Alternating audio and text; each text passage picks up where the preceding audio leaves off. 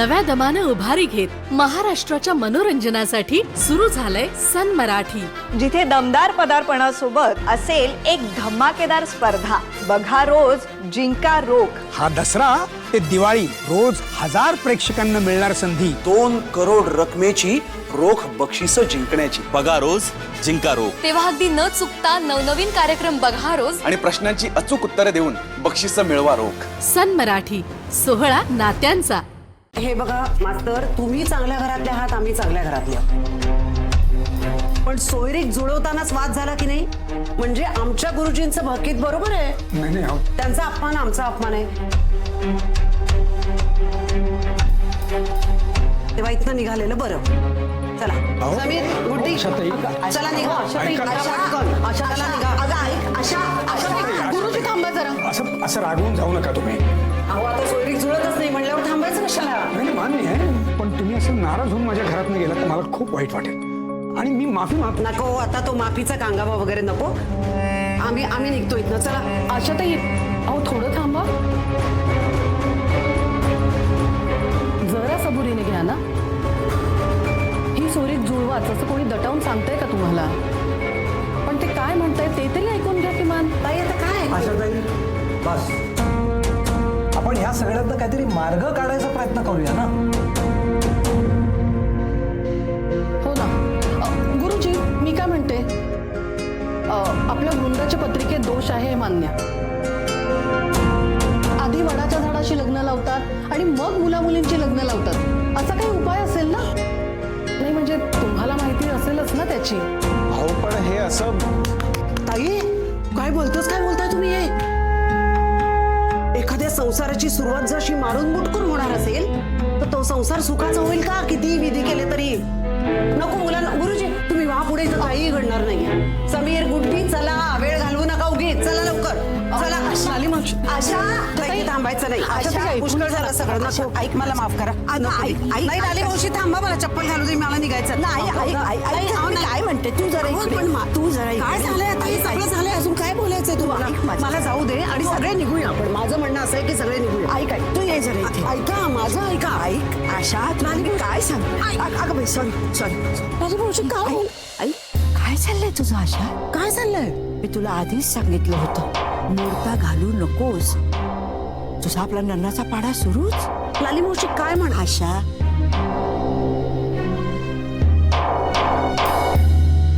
काय म्हणायचंय तुम्हाला लाली मावशी? गुरुजींनी इतकं सगळं सांगितल्यानंतर हे लग्न करावं असं म्हणणंय तुमचं? मी असं म्हटलंय का? तू काय म्हणताय? माझं एवढंच म्हणणं आहे, समीर मुश्किलीनं लग्नाला हो म्हणालाय। तू अशी वागलीस तर सगळं मिसळ केरा। आता हे बघ, इच्छा असली की मार्ग सापडतात। तू जरा शांत राहा, शांत बस। चल आपण तिकडे जाऊ। चल चल, ये, सावकाश आणि शांत राहायचं। चल। ताई, तुम्ही सगळेजण येणार म्हणून माझ्या मुलींनी सकाळपासून धावपळ करून काय काय करून ठेवलंय। 2 घास खाऊन जा, विनंती करतो।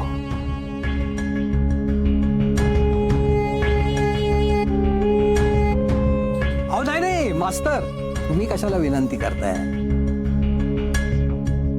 मला ह्या सगळ्यांचं माहित नाही हा।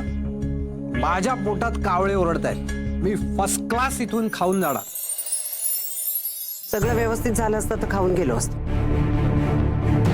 नाही, नको, आता नको। इतके वाद झाल्यानंतर खाणं पिणं सुचणार आहे का?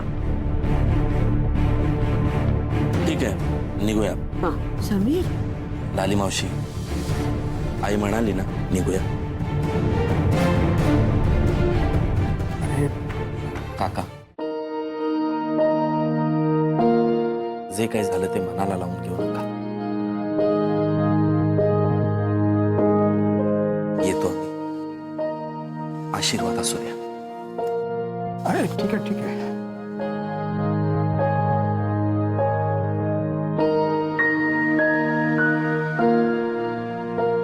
आपली पहिली भेट कायम लक्षात राहील माझ्या। पहिल्या भेटीतच जिंकून घेतलं होतंस तू माझं मन।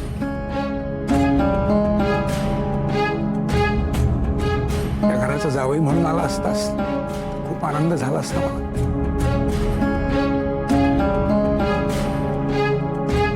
कदाचित नियतीच्या मनात काही वेगळंच असेल.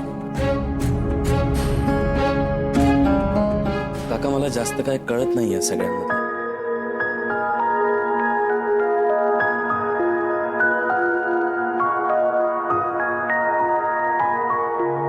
पण कदाचित नियतीच्या मनात वृंदासाठी माझ्यापेक्षा जास्त चांगला मुलगा असेल.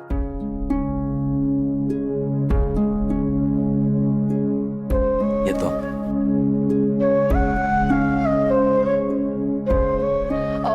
मला काय वाटतंय, जर समीरचं वृंदाशी लग्न होऊ शकत नसेल तर ओवीशी होऊच शकतं ना.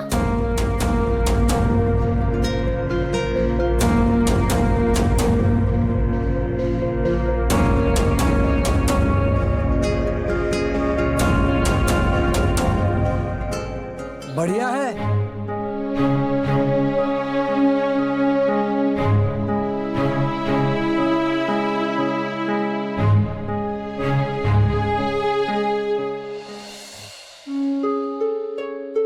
अगं जितका त्रास तुला होतोय ना त्याहून जास्त त्रास बाबांना होतोय.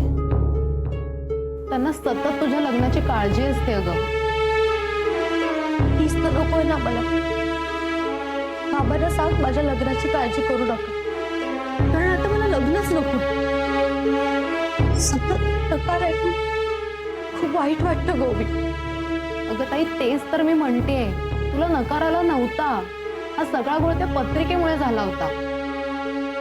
आणि आम्ही सगळे आहोत ना. आम्ही असताना तू दुःख का करत बसतेस. हे बघ, आतापर्यंत सगळी सुख दुःख एकत्र शेअर केली आहेत ना आपण. मग तुला जे वाटतंय ते बोल ना. बोल ना माझ्याशी. ओवी, सुख दुःख शेअर करता येतात,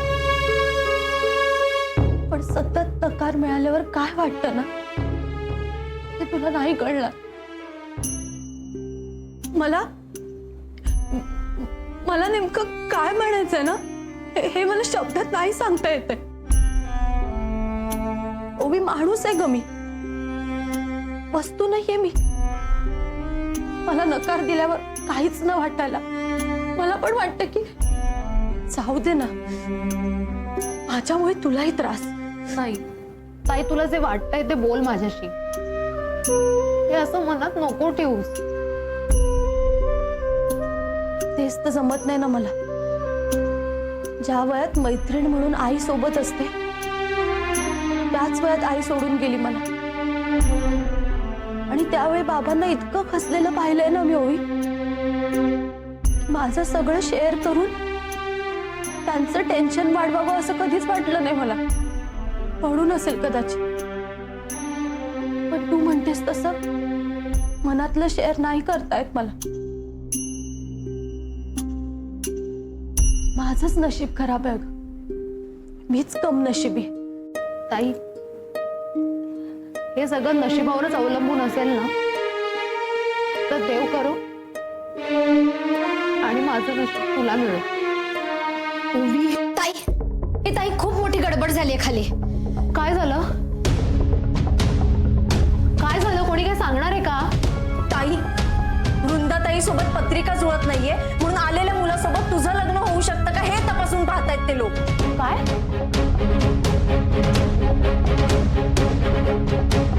पण हे सगळे ताईला बघायला आले होते ना, मग माझ्या लग्नाचा विषय कुठून आला? अगं तेच म्हणते मी. हे म्हणजे पालक नाहीये तर मेथी घ्या असं झालंय.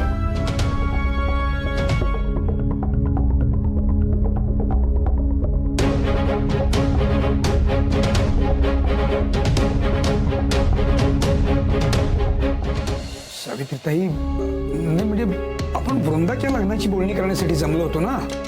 मग अचानक हा ओवीच्या लग्नाचा विषय, नाही म्हणजे मला काही पटत नाही आहे. मास्तर, आम्ही वृंदासाठीच आलो होतो इथे, पण तिची पत्रिका जुळत नाहीये म्हटल्यावर मी सहज सुचवून पाहिलं.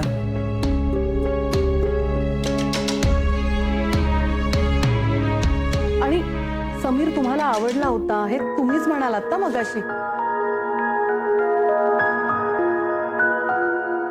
5 मुली आहेत तुम्हाला. मग थोरली दिली काय किंवा धाकटी दिली काय, कुठल्या तरी एका मुलीचा संसार मार्गी लागतोय ना, हे महत्वाचं. तसं नाही हो, पण मोठ्या मुलीचं लग्न आधी करायचं आहे मला. वृंदाऐवजी ओवीचं लग्न ठरवलं तर माझ्या वृंदाला वाईट वाटेल.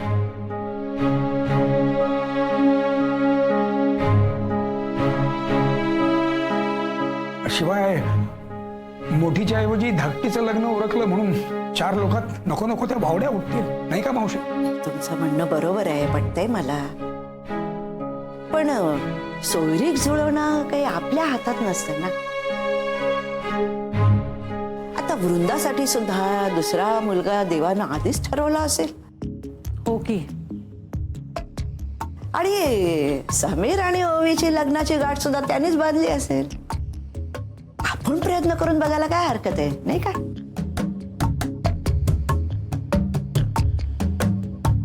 मला पटतंय मास्तरांचं म्हणणं. अहो ताई, आलो थोरलीसाठी आणि बोलणी भलत्याच मुलीबद्दल, हे नाही बरं दिसत बाई. हा,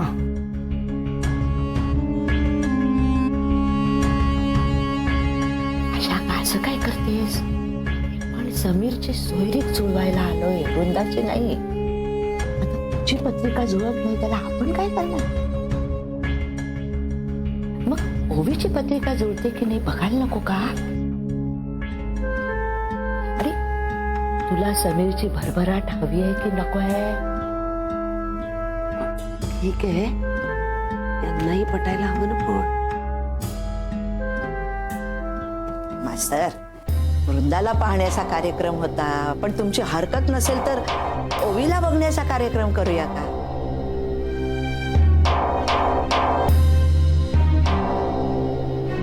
वाटल्यास माझी म्हातारीची विनंती समजा. नाही नाही, अहो तुम्ही मास्तर, मला लालिताईंचं म्हणणं पटतंय.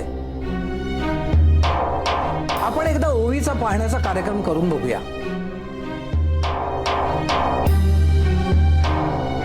नाही पण मला काही हे अजिबात पटत नाहीये.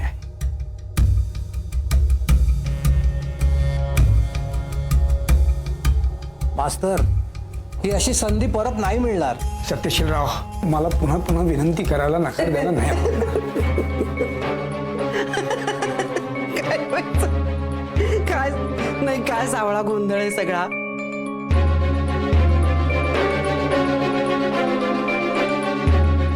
आले आले आपण ओवीला वृंदा समजलो आणि या सगळ्या गोंधळानंतर तिचा चून म्हणून विचार करतोय. याचा अर्थ कदाचित नियतीच्या मनात असा आहे की समीर आणि ओवीचं लग्न व्हावं, नाही का लाली मावशी?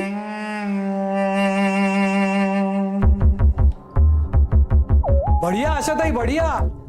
हो ना? हो मास्तर, तुम्ही आता काही काळजी करू नका. अहो कुणाच ठाऊक, ओवीचं लग्न ठरल्यानंतर आपल्या वृंदाचंही नशीब पालटेल, कदाचित तिचंही लग्न होईल.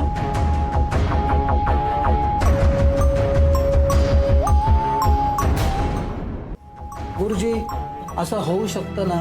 अर्थात आपण प्रयत्न करून बघू. ईश्वराच्या मनात असेल तर समीर आणि ओवीची पत्रिका नक्की जुळेल.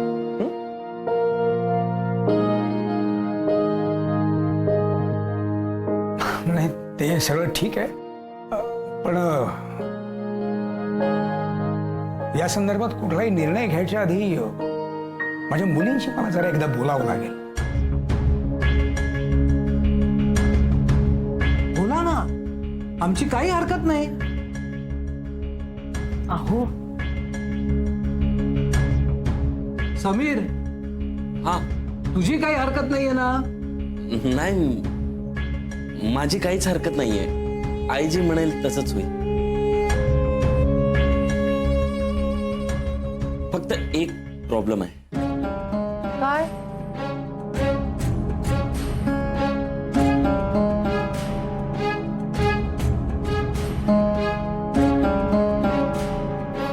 ते काका, माझ्या मोबाईलची बॅटरी संपत आली आहे. चार्जिंगला लावू शकतो का?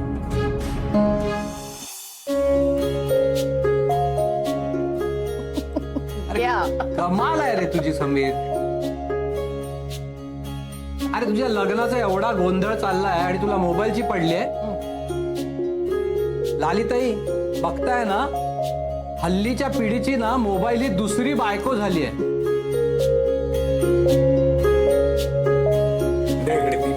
लावतो चार्जिंग. आलोच.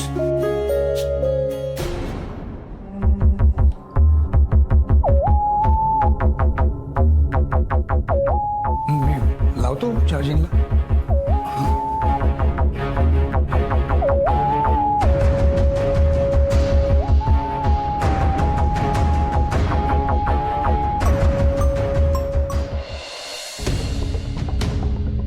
वेदाताई चल ना आपण खाली जाऊन बघूया काय सुरू आहे ते. थांबा, मला माहितीये काय होणार आहे ते. काय? हे बघा, बाबांना त्यांच्या जबाबदाऱ्या कळतात. वृंदाताईच्या आधी माझ्या लग्नाचा विचार ते अजिबात करणार नाहीत. अगदी बरोबर.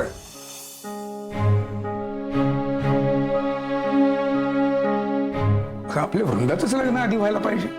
मोठी बहीण नाही ती तुमची. मग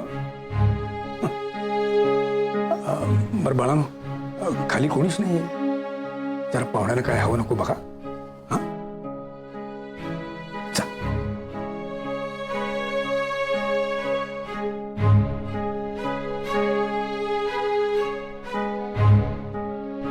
बाबा, मला माहित होतं तुम्ही काहीच चुकीचं घडू देणार नाही. तुमचा निर्णय तुम्ही कधीच बदलणार नाही.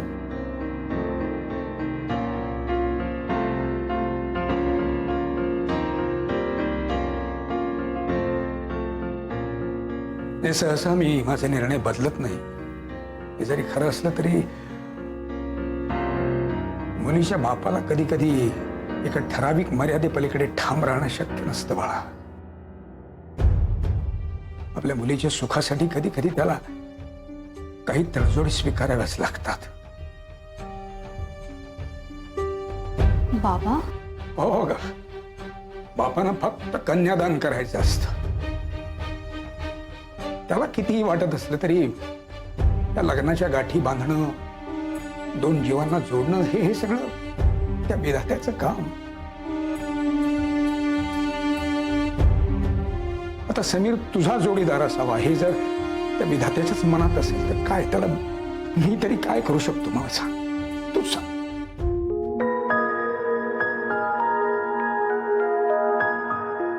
शिवाय सत्यशील रावांचं म्हणणंही पटतंय एका अर्थी बघा.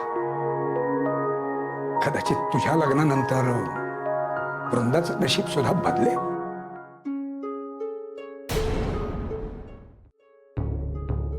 पण बाबा, तुमचा ह्या सगळ्यावर विश्वास नाही ना? तुम्ही एक शिक्षक असून सुद्धा असं ओवी, अगं मी शिक्षक असलो तरी एक बाप सुद्धा आहे ना मला. माझी तत्व मला जितकी प्रिय आहेत त्याही पेक्षा माझ्या मुली मला जास्त प्रिय आहे.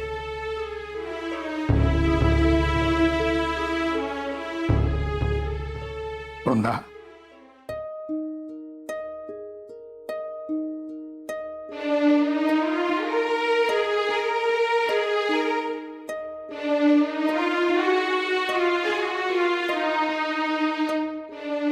वृंदा, एका फार मोठ्या धर्मसंकटात सापडलोय मी मला.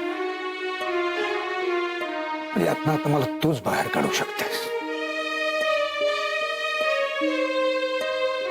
समजा आपली ओवी आणि समीररावांची पत्रिका जुळली तर त्यांच्या लग्नाला तुझी परवानगी असेल.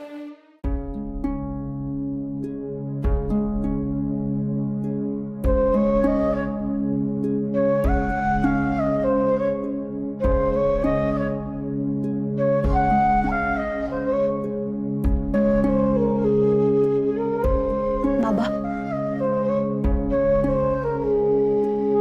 तुमच्या या निर्णयामुळे ओवीचं भलं होणार असेल तर मला वाईट वाटण्याचं कारण काय?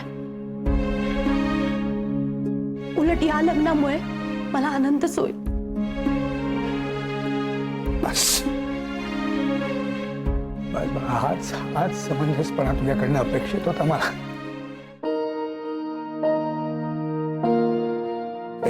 वृंदा, पण तू अजिबात काळजी करू नकोस ना. तुझ्यासाठी सुद्धा काहीतरी आहे माझ्या मनात.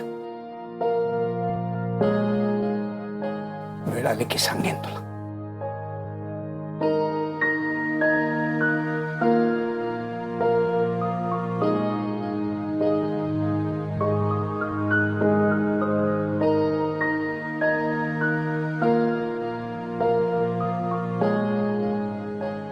ओवी, मला मी बोलवलं की या खाली.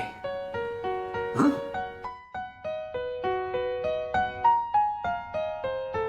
अरे ए ओवी, समीर रावांचा मोबाईल जरा चार्जिंगला लाव. हं?